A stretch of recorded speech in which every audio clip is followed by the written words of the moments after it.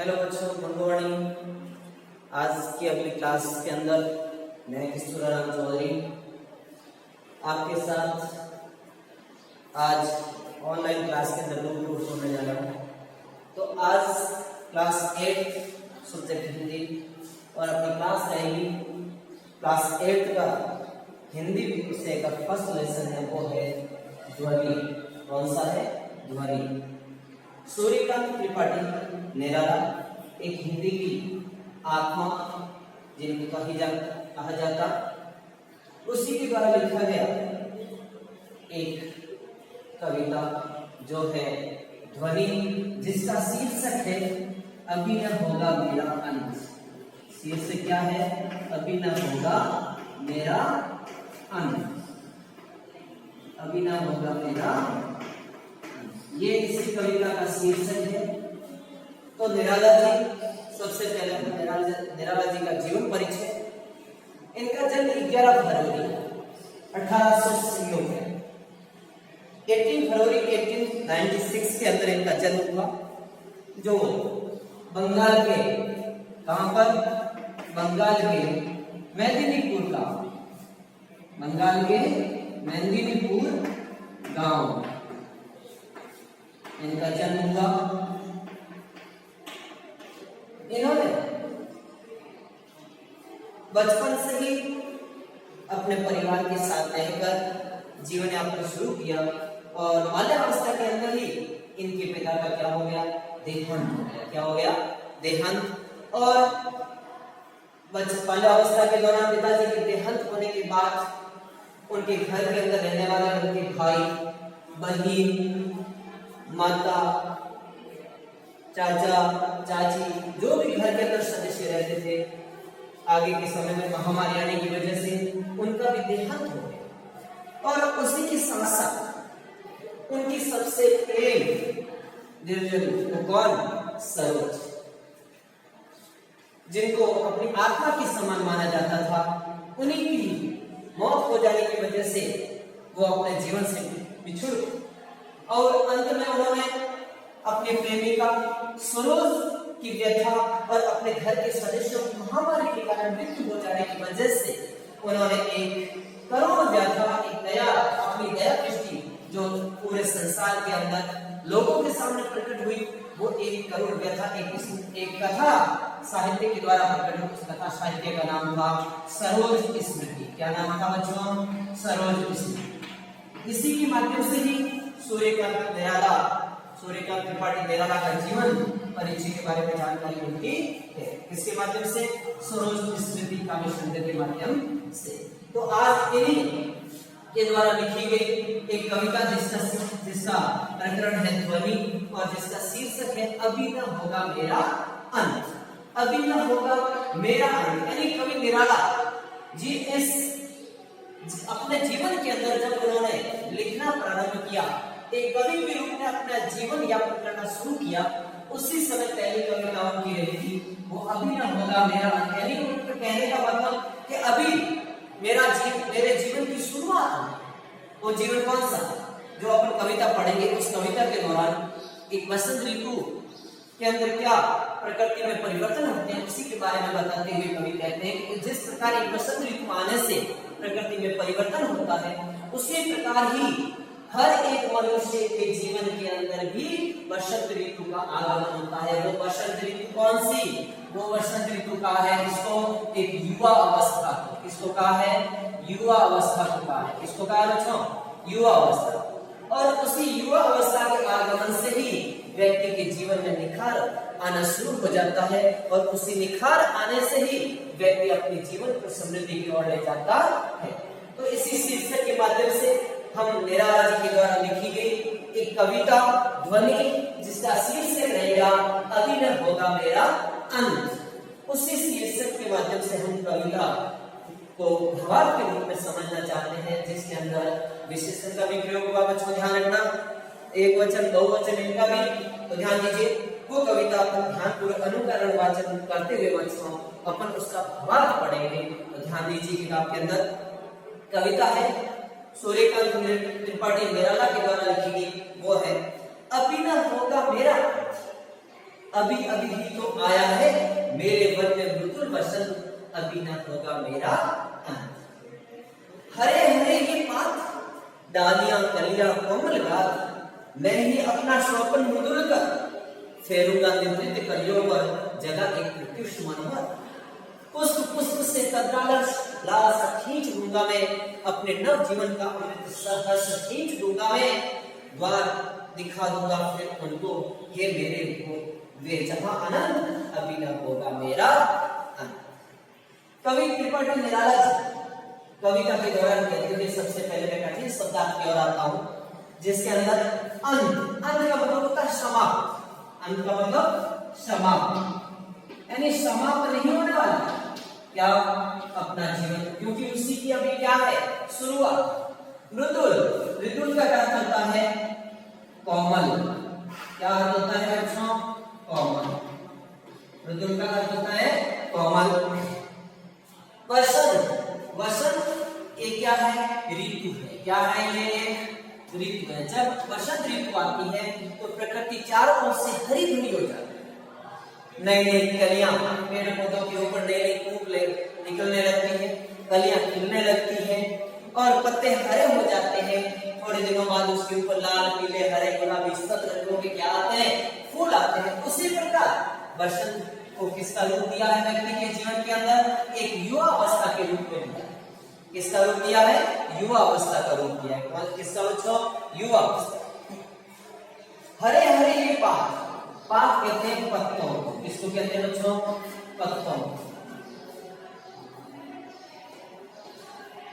पत्ते आप देख रहे होंगे पेड़ पौधों के पत्ते, पात, पात सब ही एक क्या है अपने आप में, एक क्या है बहुवचन है। क्यों, क्योंकि बच्चों पात का मतलब क्या होता है पत्ते, पत्ते किसमें है यानी बहुवचन में है, इसलिए पात शब्द भी क्या है बहुवचन है। एक शब्द है हरे हरे यानी पात, पात है, पात यानी पत्ते यानी हरे हरे ये पात यानी हरे हरे क्या है ये यानी विशेषण है, क्या है ये विशेषण, ये क्या है विशेषण है। क्यों, क्योंकि ये पत्तों की विशेषता बता रहे हैं, क्या बता रहे हैं पत्तों की विशेषता है, विशेष्य। तो पत्तों की विशेषता बता रहे हैं किसके माध्यम से, हरे हरे पत्ते कैसे हैं हरे, तो ये क्या है विशेषण का प्रयोग किया गया यहाँ पे। डालियां कलियां कोमल गात, गात, गात कहते हैं शरीर को, किसको कहते हैं बच्चों, गात यानी शरीर यानी मनुष्य शरीर।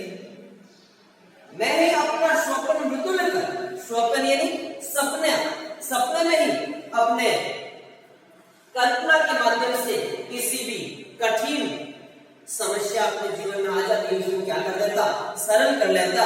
कर, कर का मतलब होता है हाथ, कर का मतलब क्या होता है बच्चों, हाथ। किसके माध्यम से, अपने हाथों के माध्यम से ही उन मुसीबतों को क्या कर देना, दूर करना। फेरूंगा, फेरूंगा यानी फेरना। निद्रित, निद्रित यानी जो नींद में सो गया, निद्रित यानी सोना, निद्रित, निद्रित, निद्रित यानी सोया हुआ,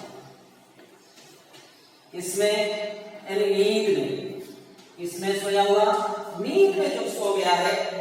जगह एक प्रत्युष, जगह, जगह यानी जगाना, प्रत्युष, प्रत्युष का मतलब होता है प्रातः काल, क्या होता है प्रातः काल यानी सुबह, सवेरे, प्रातः काल। मनोहर, मनोहर यानी मन को हरने वाला, मनोहर का मतलब यानी मन को हरने वाला, मन को वश में करने वाला, वश में करने वाला। मनोहर यानी वश में करने वाला। पुष्प पुष्प कतरालस लाल सा खींच लूंगा मैं, अपने नव जीवन का अमृत सरस खींच दूंगा। तो कवि आगे के पुष्प पुष्प यानी पेड़ पौधों के ऊपर लगा हुआ हर एक फूल, क्या लगा हुआ हर एक फूल। कतरालस यानी नींद के अंदर यानी विपरीत अवस्था, नींद की अवस्था के अंदर जो कतरालस होकर, कतरालस यानी प्लस आलस, आलस यानी जो आलसी व्यक्ति, जो आलस में सोए हुए, नींद से अलसाए हुए, नींद में पड़े हैं, जगे हुए नहीं है, तो उनकी लालसा, लालसा का मतलब क्या बच्चों, लालसा, लालसा का मतलब होता है कामना, अभिलाषा, खींच लूंगा, मैं खींच लूंगा यानी भर दूंगा, यानी खींच लूंगा यानी दूर कर दूंगा इसको, यानी जीवन के अंदर आने वाली समस्याओं को क्या कर दूंगा, दूर कर दूंगा। क्या कर दूंगा, दूर कर दूंगा। अपने नवजीवन यानी नया जीवन प्रदान करके अमृत, अमृत यहाँ पे किसको कहा है, उत्साह को। किसको कहा है, अमृत, अमृत यानी उत्साह यानी जोश, जोश। अच्छा ध्यान रखना, पढ़ते शब्दार्थ की कॉपी में नोट करते रहना। अमृत यानी उत्साह, सहर्ष बड़ी खुशी के साथ सींच लूंगा, यानी सींच लूंगा यानी भर दूंगा। क्या कर दूंगा, भर दूंगा, सींच लूंगा यानी भर दूंगा, भर देना, सींच लेना, भर दूंगा।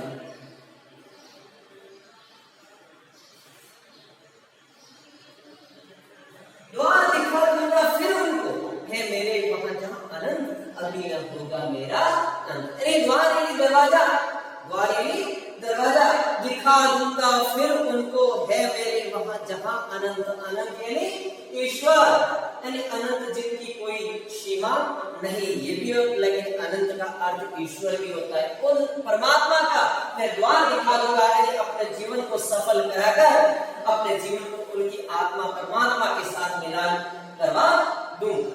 अभी तक कोई मेरा अंत नहीं हुआ। तो बच्चों ध्यान दीजिए, ये तो अपने कोई कठिन शब्द। अब अपन पढ़ेंगे इस कविता का भावार्थ। ध्यान दीजिए, श्रीकांत सूर्यकांत त्रिपाठी निराला, जिन्होंने हिंदी, संस्कृत और बांग्ला तीनों भाषाओं में अपने काव्य शास्त्र के अंदर काव्य लिखे, काव्य संग्रह का उपयोग किया गया है। तो ध्यान दीजिए,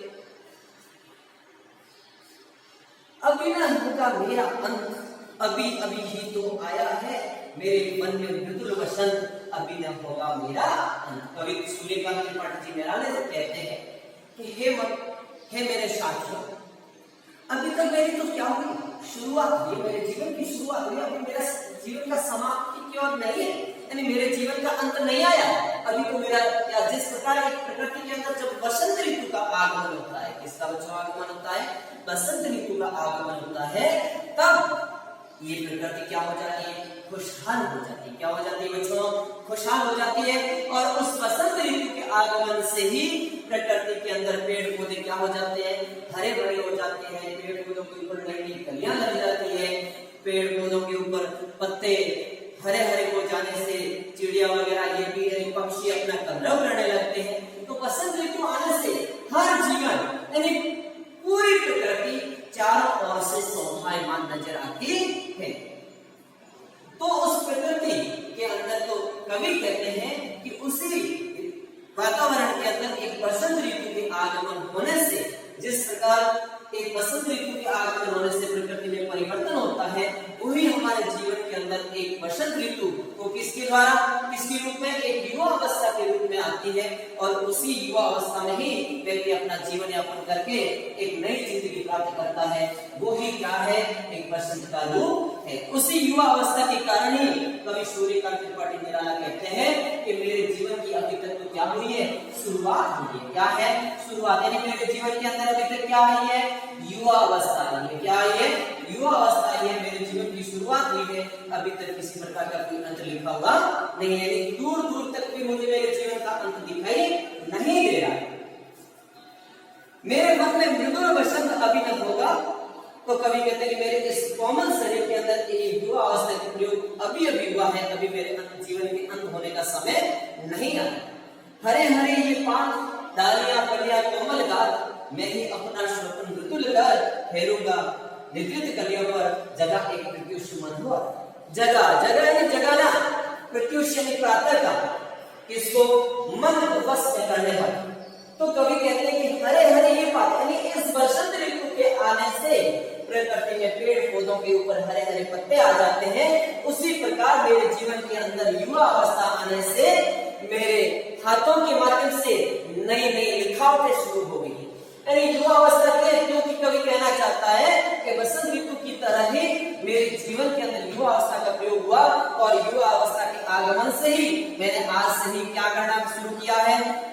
लिखना प्रारंभ किया है।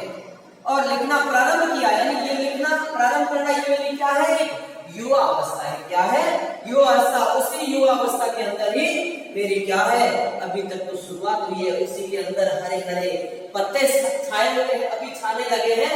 कहने का मतलब मैंने शुरू की है और उस कविताओं का पूरा प्रचार धीरे धीरे होने लगा है।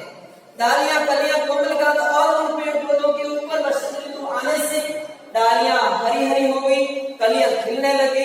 ऐसा प्रतीत हो रहा है कि उनका पूरा वो पौधा एक कोमल शरीर की भांति नजर आता है। उसी प्रकार कवि कहता है कि मेरी युवा अवस्था के अंदर ही मैंने अपना लिखना प्रारंभ किया और लिखना प्रारंभ करने से ही वही कविताएं मेरे दिनों दिन आगे बढ़ती गई और युवा अवस्था एक कोमल शरीर के समान प्रकट होती हुई मेरी कविताओं को और अधिक शोभायमान कर देती है। वही अपना शोभन मृदुल और अपने हाथों के द्वारा ये कविताएं जो मैं लिख रहा हूँ, इन कविताओं को ही मैंने सपने में साकार करके फेरूंगा नृत्य कलियों पर। और मैं सपने के अंदर ही इन कविताओं के माध्यम से जो जगह एक मृत्यु मनोहर जो सोया हुआ है, इसमें नींद में जो आलस में पड़ा हुआ है, उनको मैं अपने हाथों को फेर कर, उनके ऊपर हाथों को फेर कर अपने जीवन में जगाने की कोशिश करूंगा। और वही प्रातःकाल में अपने मन को बस में करने वाले, हर मन को भरने वाले ऐसे कार्य करने में सफल हो जाए। पुष्प से कतरा लाल सा खींच लूंगा मैं, अपने नव जीवन का अमृत सदा से खींच लूंगा।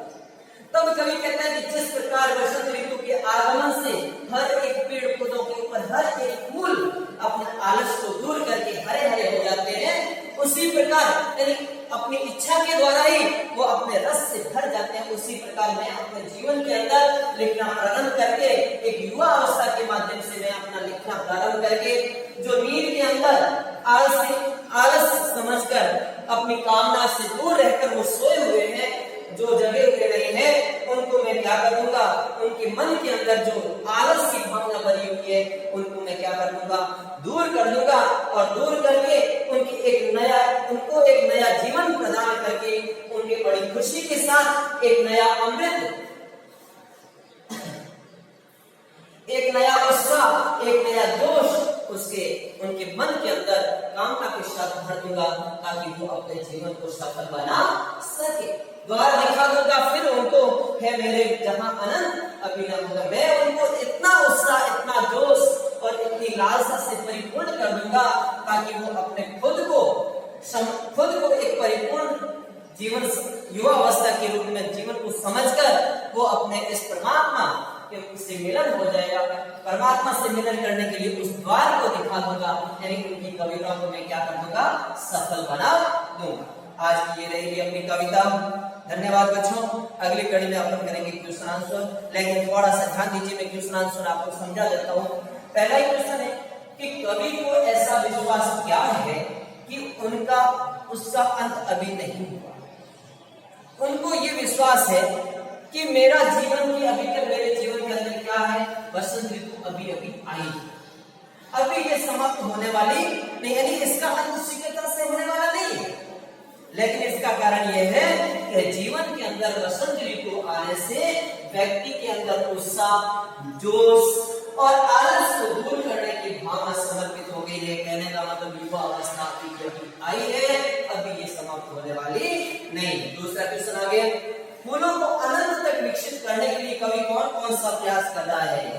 फूलों को अनंत तक विकसित करने के लिए कवि शांत अवस्था के अंदर जो कलियां, कोमल कलियां, उनके शरीर जो आलस में पड़े हुए हैं, उनको शांत अवस्था में लाकर उनको जगाना चाहता है। क्या करना चाहता है, जगाना चाहता है। और अपने हाथों को स्पर्श करके, कोमल कोमल हाथों को स्पर्श करके उनको जगाने का प्रयास करता है, ताकि वो अपने जीवन में जगकर एक नई उमंग के साथ अपनी समस्याओं से दूर रहकर नए सूर्य के दर्शन कर सके और अपने आने वाली युवा पीढ़ी को नींद से जगाने का प्रयास कर सके। अगला क्वेश्चन, कवि पुष्पों की तद्रा और आलस से दूर हटाने के लिए क्या करना चाहता है। कवि पुष्पों की तद्रा और आलस से दूर हटाने के लिए अपने जीवन को अमृत रूप के संसार में सींचना चाहता है, यानी अपने जीवन को एक बसंत के रूप में सींचना चाहता है, ताकि चारों तरफ अपने को क्या दिखे, जिंदगी हरी भरी दिखे, यानी पूरा वातावरण खुश खुशहाल दिखाई देता है, उसी प्रकार ही अपने जीवन के अंदर खुशहाल स्थिरता आए, किसी प्रकार का आलस्य न आए। धन्यवाद। इसी क्लास के साथ में अपनी समाप्ति की ओर धन्यवाद।